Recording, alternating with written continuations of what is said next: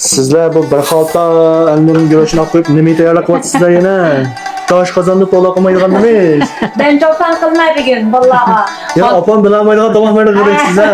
Hay, yomon mod tamoqlan qilyotdi. Qilmoqsin ha, bo'pti, men miya boqay. Ha, shogird Abdulgina mana hozirchi bu. Ha, uygunmamdi. Avval güreşini demlab olma, azroq may qo'yay. Tuzdan azroq saq qo'yay. Mifenning yirik yumshoqligini normal qilsaqla bo'ldi, juma. Bu tomoq uchun mushuncha say ketadi. Sözünü yapıyoruz. Dijital Giro. Ha. Sizlar yemaydigan, bundoq qilgan tomoqga bu go'sht qoraydigan bundoqqa, ha.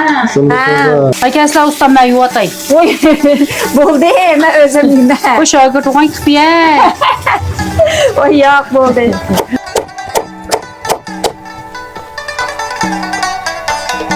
da sahnenin kamera. Yurak. Siz men ko'nglingizni qilyapsiz? Ha, vay. Opam içini kız tutmuyordu. Sözün ko'rib ko'rishni sog'an bo'lsa qo'li o'lirkan do'qdan javobanda ismini o'zgartirib buni ko'rish ayrim pishirib yem to'g'raydigan bo'lsa o'zilika mana biror so'z to'g'rayotdingiz ko'rsatdi. Shunga O'zaro to'g'rimadingiz. Biror.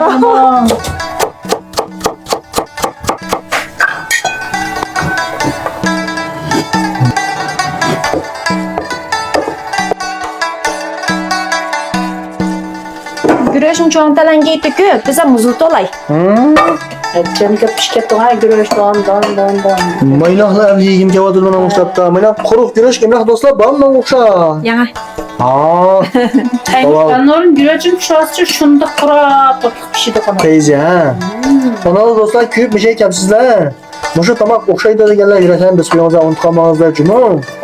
Ama tomoq qilmaydigan qilimizni tomoq qo'ydik bugun. Bize ilhamlandırıp qo'yibsizlar-ku. Usta qildigangan yetkazyotiman. Sözünse pur bir qaynab ketgandan keyin yon solamiz.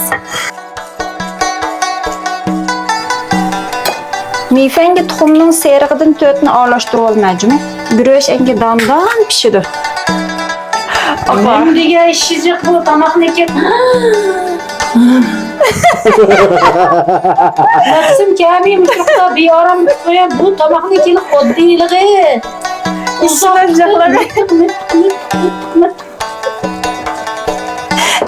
Josi qo'ygan bo'lsam ishki to'rayligichida. Mana ha, Anurun qunaqmeni qo'ydim ha. Anur shekilimizningki chomg'ur javharlari bormi yana? Bo'ldi. Yeg'im qizdi endi. Qo'ray endi. Ma jironim solaya. Endi pishirib olgan sozlan tekay. Endi bize tuzsoq qo'yay ya. Tuxumni tik olay. Endi güreçimni ko'mtadim mana. Oy. Shovsun soldim, tomoq pishdi endi. Oy, oldin chiqqan qoshlarni tayyor qilin, shogird. Qoshlar ilon.